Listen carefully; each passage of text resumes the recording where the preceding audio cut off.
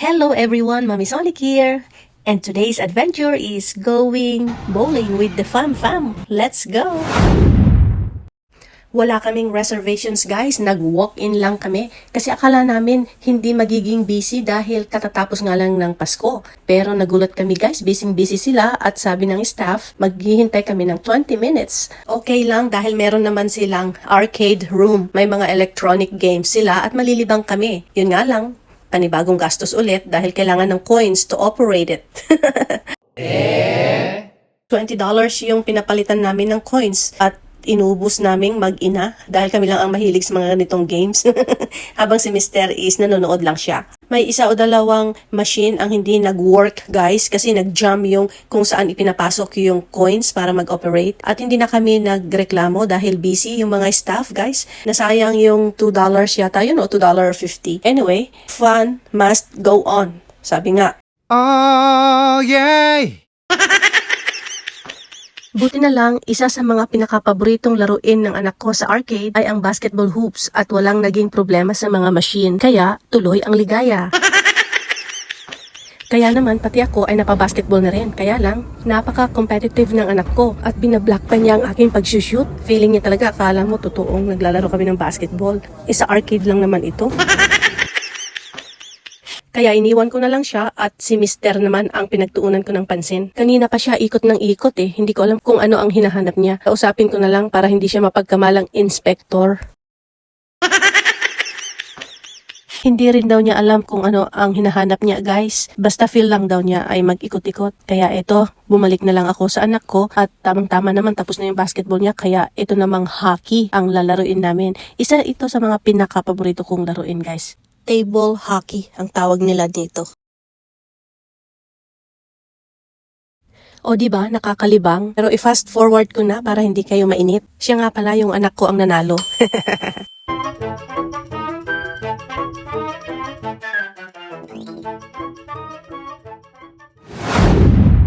At syempre, kailangan naka-bowling shoes tayo para iwas dulas. Oh, yes. Ayan guys, patungo na kami sa aming magiging lane. Exciting! At pagkasuot ko nga ng shoes ay inirampa-rampa ko muna para naman siguradong maging comfortable ako. At ang next naman ay ang pagpili ng tamang bowling ball. At ayan si Mr. nangunguna guys. Siya yung unang titira, pangalawa yung anak ko at ako ang huli, laging huli. Siya nga pala guys, base sa aking basic na kaalaman, ang pagpili ng bowling ball ay nakabase sa ating timbang. Kailangan daw ay 10% of our body weight ang pipiliin nating bowling ball para iwas sa injury. Halimbawa, kung ikaw ay 120 pounds, kailangan ang bowling ball na piliin mo is mga nasa 12 pounds. Pero ako guys, may kakaibang sikreto. Na-stuck ako sa 8 pounds. Since nag-start ako mag-bowling ay noong college pa ako, hanggang ngayon na meron na akong anak at tumaas na yung timbang ko, 8 pounds pa rin talaga ang gamit kong bowling ball. O, diba? Para sa akin, kung saan kayo komportable, yun ang gamitin nyo. Teka nga muna guys, kanina pa ako daldal ng daldal dito. Kailan nga ba ako titira? When is my turn, guys?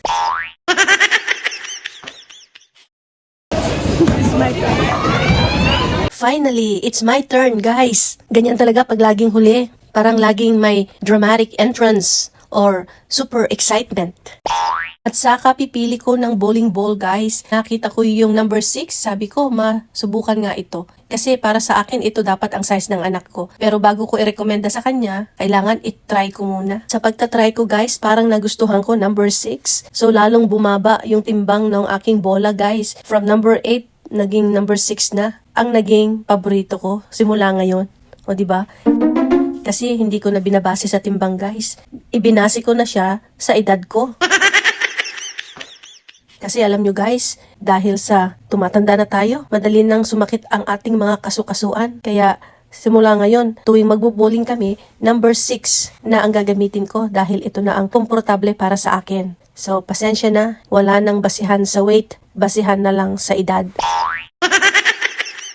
Tinatawag na ako ng pagkain guys, kaya tara pick-upin na natin sa counter. Hindi naman magiging kompleto ang saya natin dito sa pagbo-bowling kung walang pagkain. Siyempre habang naglalaro tayo, kailangan mayroon tayong pika-pika. At ang napili kong pagkain guys ay eto ang sarap. Meron silang mini fried lumpia at meron siyang sweet chili sauce na sausawan. At siyempre onion rings para sa aking mag-ama. I don't know if she can do this.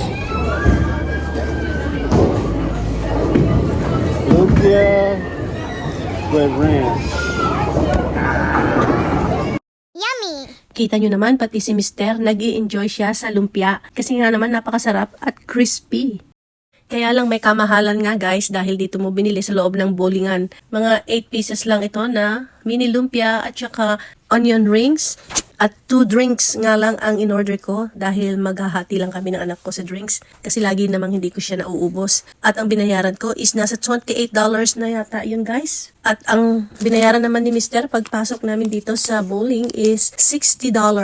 Tatlo kami, mga 2 rounds lang yata yung pinili namin dahil hindi naman namin planong mag-stay dito ng maghapon. Mga few hours lang is fine or rounds. At syempre yung $20 kanina sa arcade. So kung ito-total ko lahat, ang nagastos namin for today is $108. Dahil $60 sa bowling, $28 sa pagkain, at $20 sa arcade. So 108.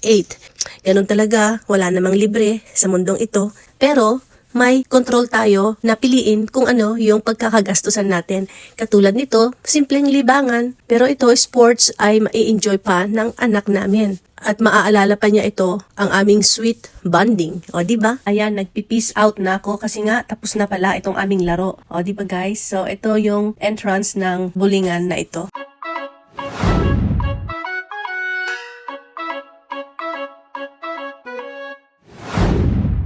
So kung umabot ka sa kapapanood hanggang dito guys, maraming salamat.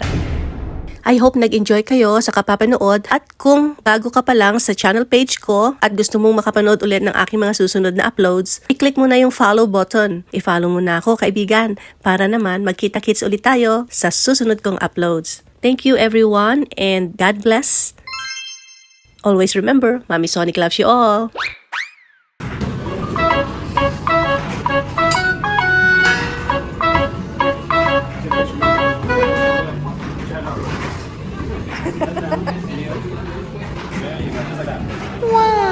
Smile. Guys, bye-bye. Happy New Year.